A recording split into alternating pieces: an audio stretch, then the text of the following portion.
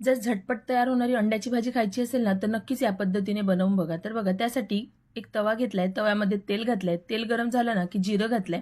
जिरं चांगलं तडतडून झालं नंतर याच्यामध्ये बारीक चिरलेला कांदा घातलाय. कांदा ना चांगला परतून घ्यायचा. बघा या पद्धतीने रंग चेंज झाला पाहिजे. नंतर याच्यामध्ये आलं लसूण घालायचं आहे. तर मी इथे आलं लसूण असं ठेचून घेतलेलं आहे. तर याची चव खूप छान लागते. आलं लसूण चांगलं असं परतून घ्यायचं.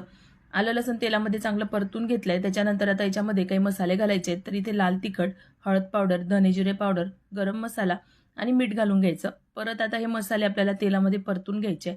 चांगले परतून झाले की याच्यामध्ये बारीक चिरलेला टोमॅटो घालायचा आहे. तर एक टमाटर घेतलेला आहे. आता याला सुद्धा चांगलं आपल्याला शिजवून घ्यायचं आहे. म्हणजे टमाटर चांगले गळले पाहिजे. यासाठी ना आपण याच्यामध्ये पाणी घालून घेऊ, म्हणजे टमाटर चांगले शिजेल. तर बघा थोडंसंच पाणी घालून घेतलंय. परत त्याला चांगलं असं मिक्स करून घ्यायचं. 2 मिनिटं असं शिजवून घेतलं. नंतर आता याच्यामध्ये अंडे घेतलेत. तर मी इथे 4 अंडे घेतले. तर या पद्धतीने थोडं थोडं अंतरावर हे 4 अंडे मी इथे फोडून घेतलेले. आता अंड्यावरनं थोडंसं असं मीठ घालून घ्यायचं. म्हणजे ना याची चव खूप छान लागते. आता याला झाकून आपण 5-6 मिनिटं मंद आचेवर होऊ द्यायचं. तर बघा 4-5 मिनिटं मी ते होऊ दिलं होतं आणि मस्त असा आपला हा अंडा मसाला तयार झालाय.